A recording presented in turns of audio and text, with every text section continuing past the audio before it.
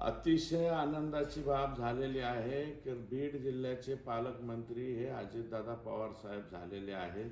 आम्ही पहिल्यापासून मागणी केली होती की राज्याचे मुख्यमंत्री किंवा उपमुख्यमंत्री यांनीच बीड जिल्ह्याचं पालकत्व स्वीकारावं, कारण इथे जे पालकमंत्री म्हणून काम केलेलं आहे त्यांनी पार्शियल काम केलेलं आहे, इम्पार्शियल काम केलेलं नाही।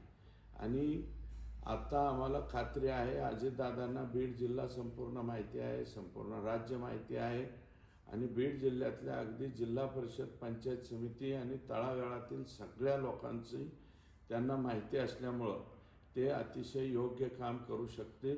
आणि बीड जिल्ह्यातल्या 6 पैकी 4 आमदारांची तशी इच्छा होती आणि ही इच्छा आम्ही ज्या ठिकाणी व्यक्त करायची होती त्या ठिकाणी व्यक्त केली ती, म्हणून त्यांना संधी दिलेली आहे।